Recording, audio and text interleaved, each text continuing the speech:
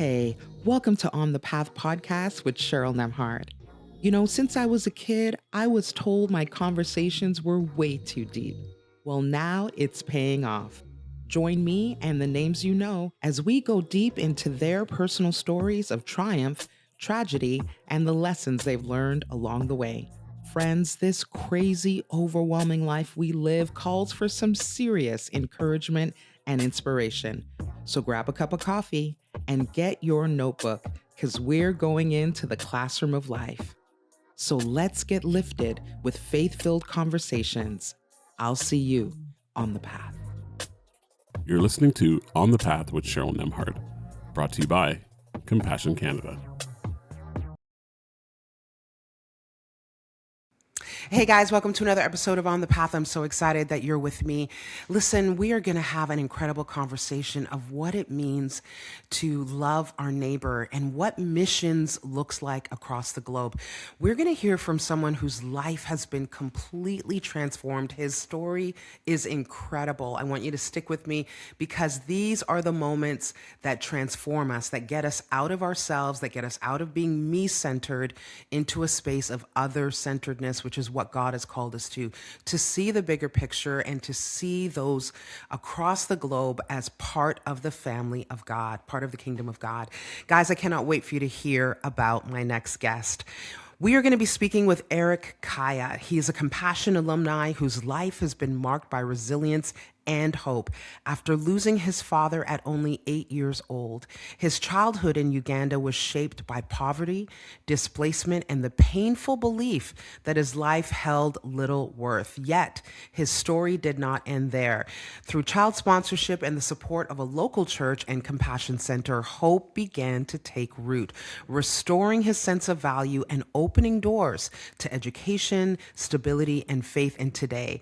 Eric lives in Canada with his wife and son and serves as a settlement service worker supporting vulnerable newcoming families as they work to meet their basic needs together, offering the same hope that once transformed his own life. Would you please give a huge On the Path welcome to Eric Kaiya?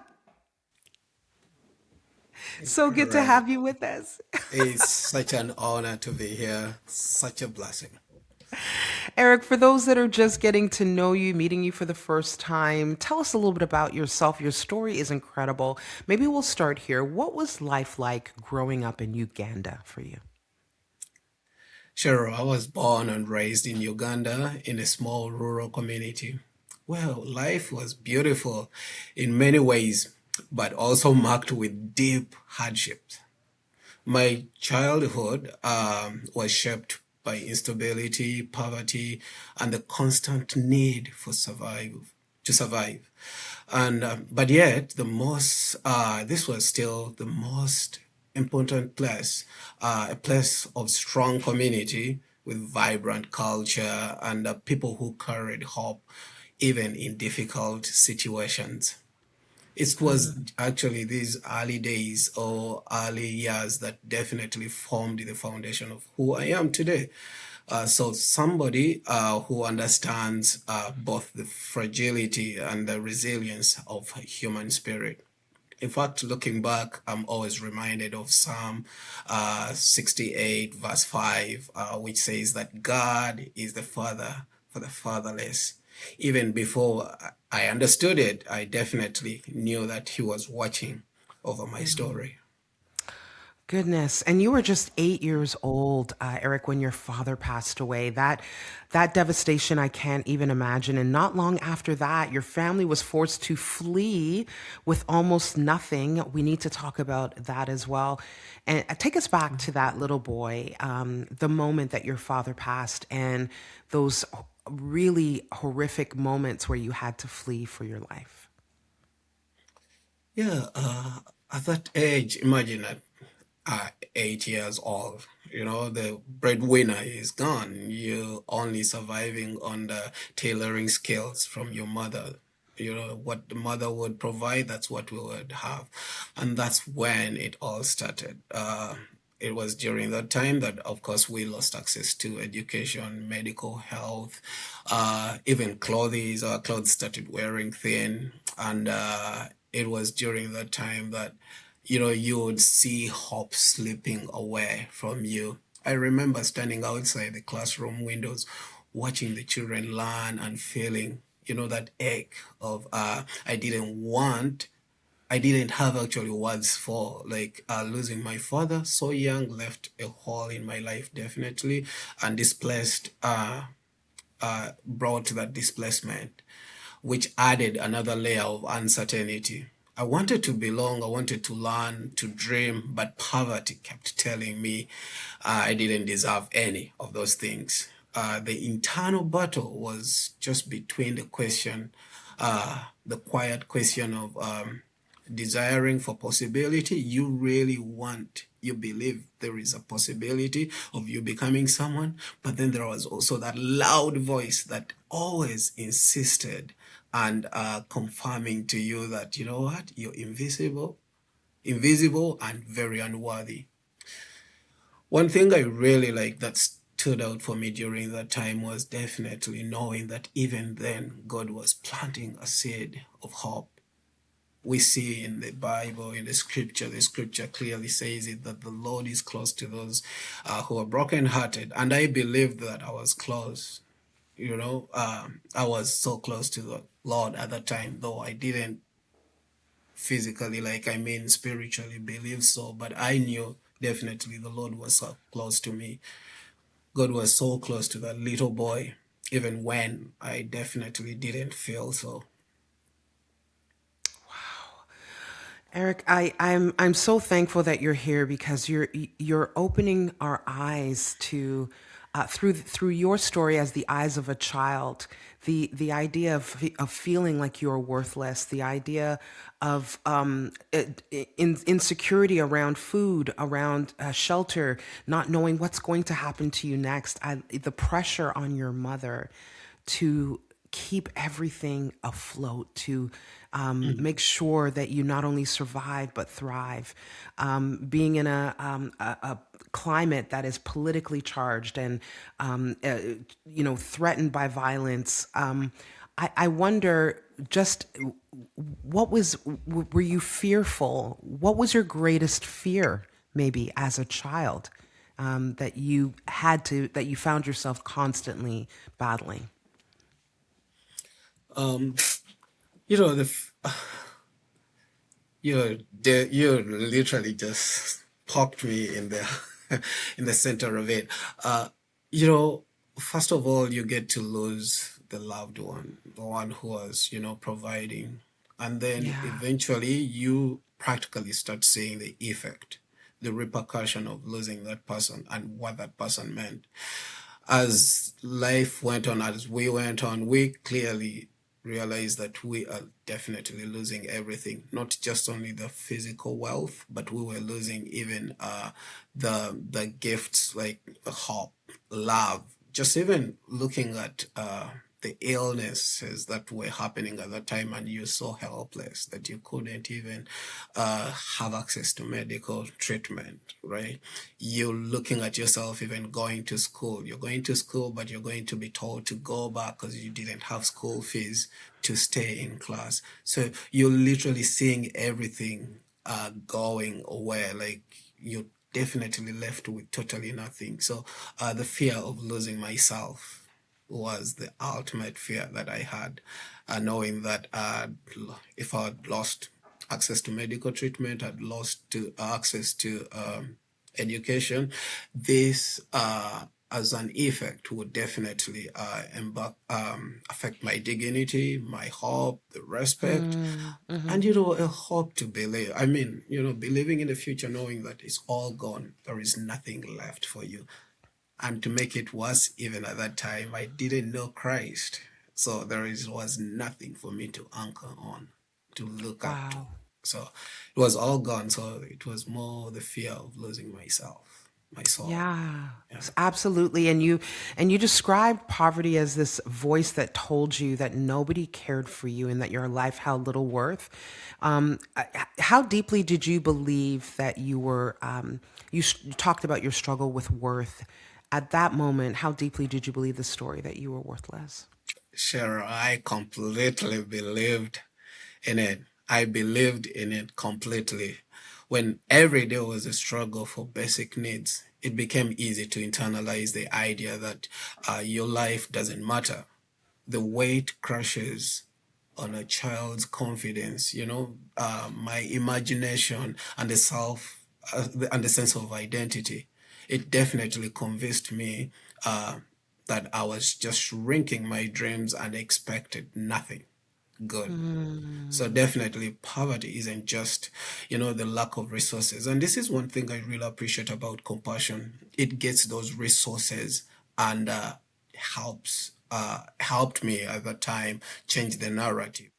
Erica, you've gripped our hearts with your story, and I can't even imagine what life was like for you as a young child. But there is a moment of transformation. There is a redeeming moment that is going to encourage every listener and viewer. You talked about when your sister brought the news of the Compassion Center and that you were being registered into a program. You described that moment, and I love what you say here, as a big ray of hope. Talk to me about that moment and walk us through the significance of that.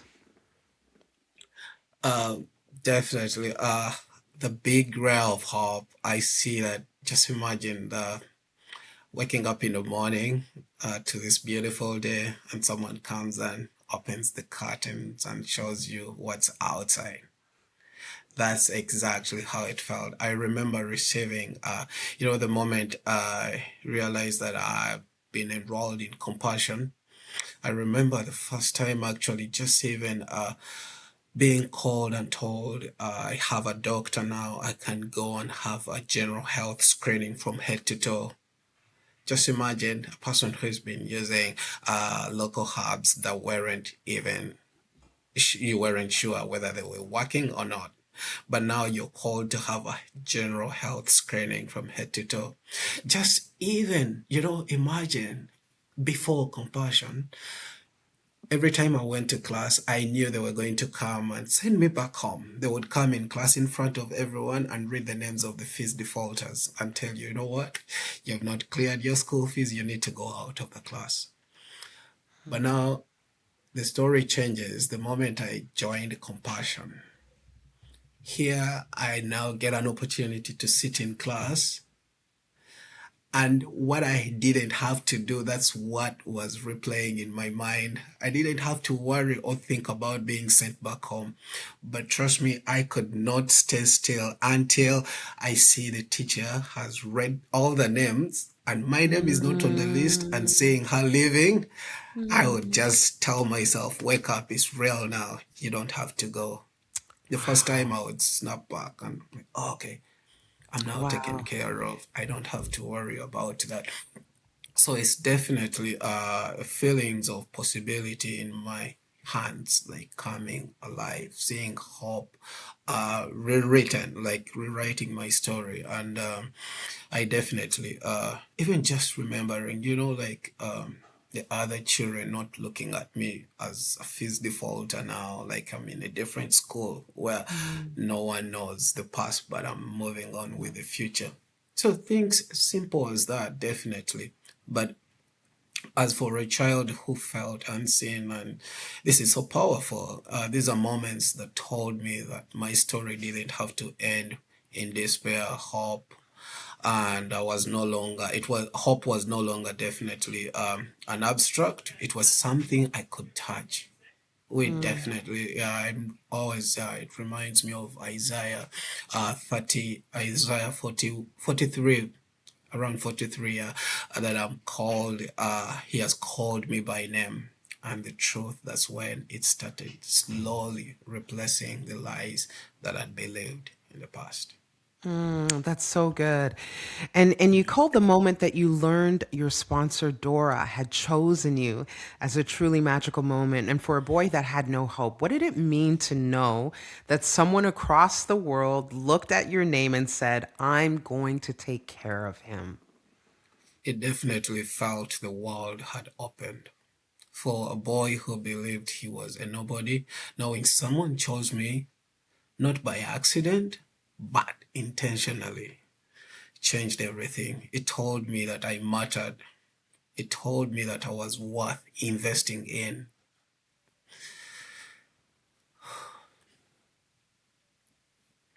Definitely, Dora's sponsorship wasn't just a financial support. It was, it was dignity, it was affirmation, and that was love expressed through action.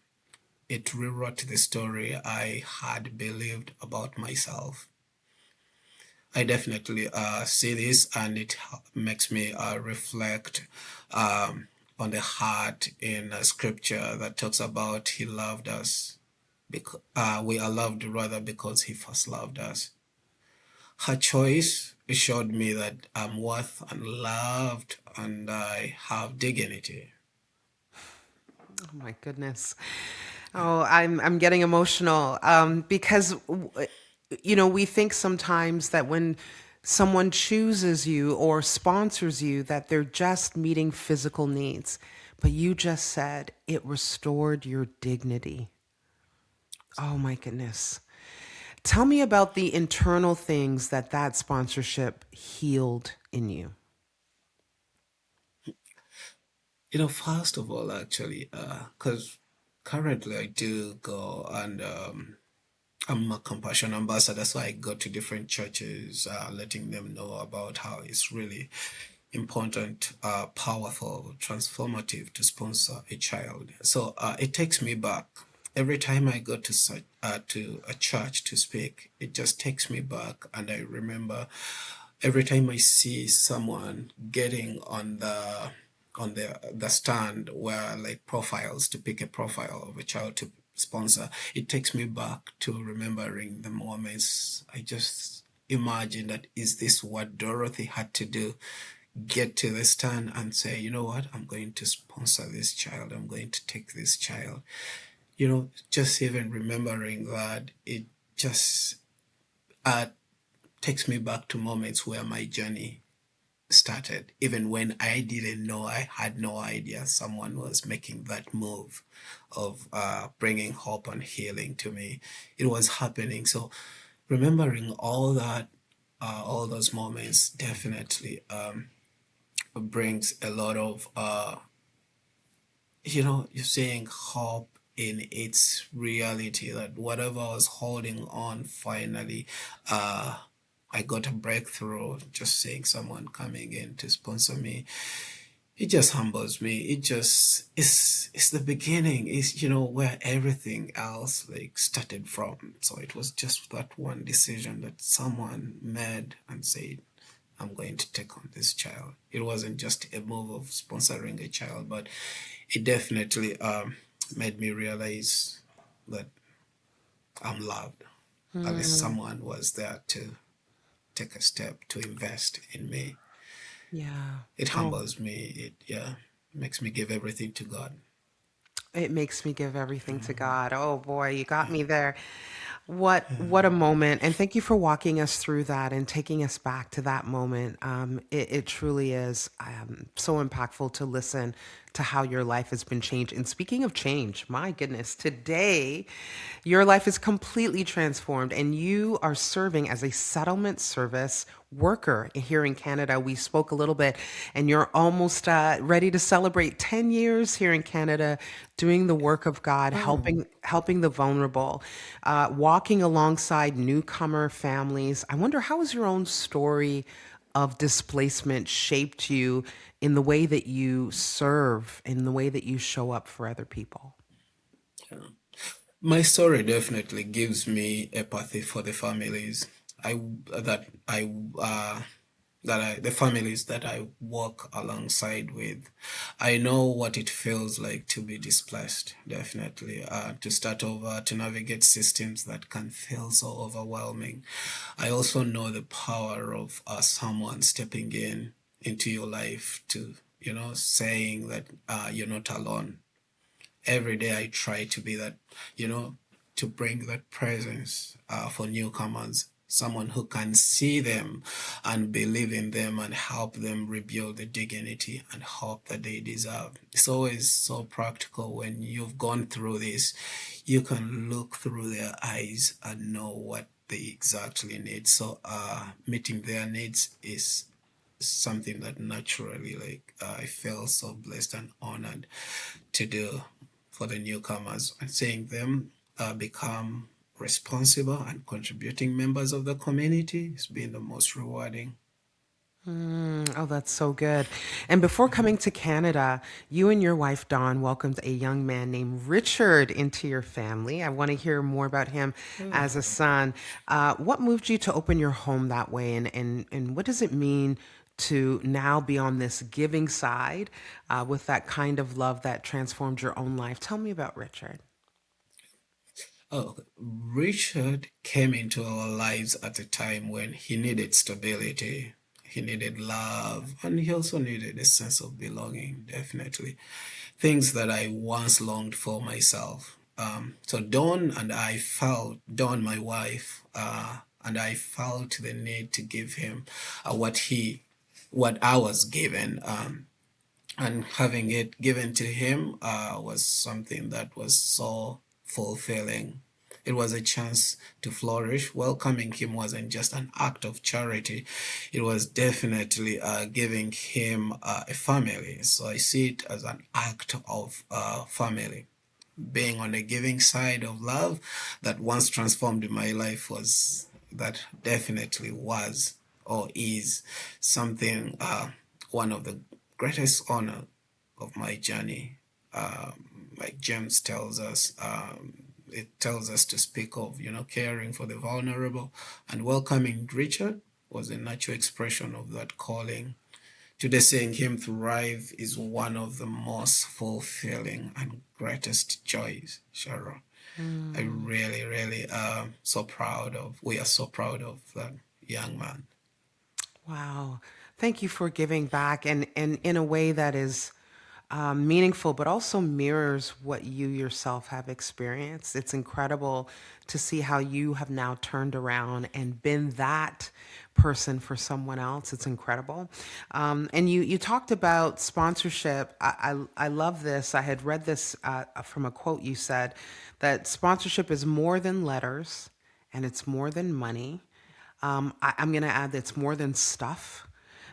It's giving someone a whole life. Can you unpack that a little bit?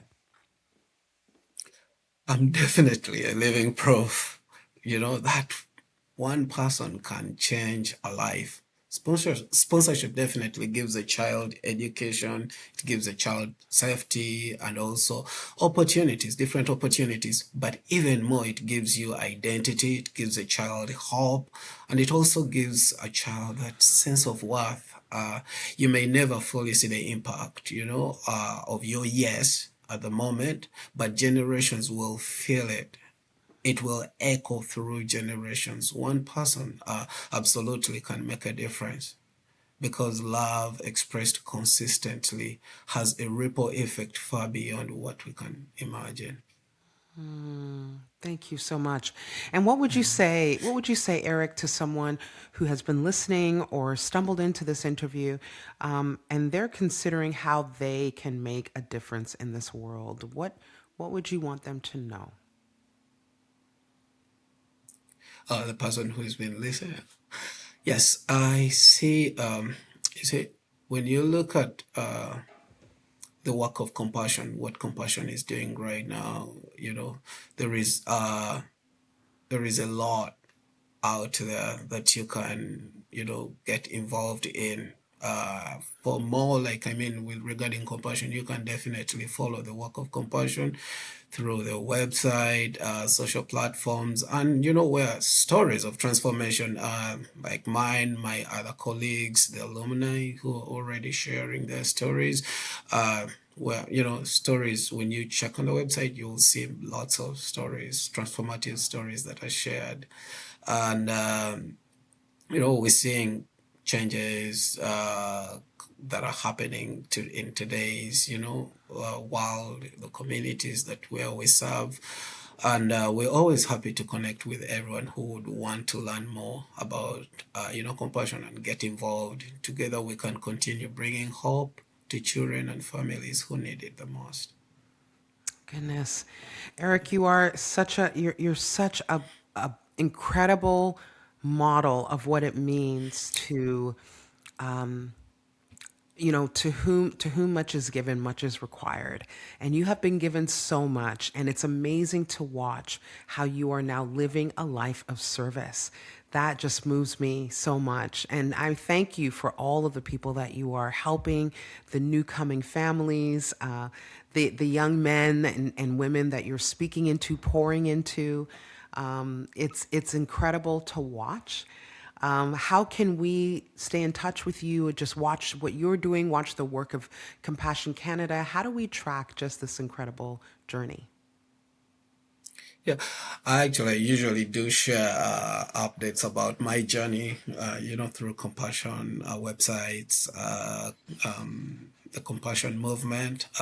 You can join on. If you can log on to the Compassion website, you will definitely see more stories about different people who've walked in different walks of lives, and they're very inspiring, motivating, and probably that will be a reason for anyone to have a reason, a purpose to sponsor a child. This is not just the earthly, kingdom investment, but you're investing in the heavenly kingdom as well. So if you can get on to www.compassion Canada, you will definitely get to see lots of what Compassion is doing, the transformation that is happening around the communities for those mostly, like I say, who need it most. Yeah. Eric, you're a blessing. Thank you so much for sitting with us today, for sharing your story, walking us through. I know that that's always it's a bit hard and challenging to sort of relive what you've gone through, but your life is a story of hope. It's a story of joy, and I pray that it really compels those that are listening to make a life of mission. What does it look like to love our neighbor? It looks like this. It looks like answering the prayers of a scared, poverty-stricken child who is now transforming lives in a whole other country because someone said yes to God. Before I go, any last words you'd like to say to those that are watching and listening? I just want to thank everyone who has been watching and following your podcast. You're definitely one of the other pillars transforming, giving us a voice to speak, to share this. You are playing a great role in the kingdom as well. I just want to encourage whoever is out there, and you have opportunities to bless others. The Lord has blessed you. Let's keep that effect. Let's keep that impact, blessing others. That's what we're called for. When you look at it in a nutshell, we're all blessed because you have an opportunity to bless. That's an opportunity to bless someone else. And here's an opportunity. We always think of tomorrow, I'll do it, I'll think about it. And maybe your tomorrow or the time to think about it is over. Like you don't have that. It's time to take action. And I really can't thank you enough. I can't thank Compassion for what's done for my life and what's doing, still doing. It's amazing that, from the time I started and, joined Compassion, and it's still going on. So this is the work of the Father. This is what He wants us to do, and we'll keep doing it as long as we know who He is to us. We're called to serve Him. So, encourage people to keep serving the Lord with all their heart, souls, and mind. Thank you so much. Can't thank you enough, but yes, thank you so much, Cheryl. Fantastic. I could not say it any better. Thank you so much for being on the path, and God bless you on your journey. Thank you so much. God bless you too.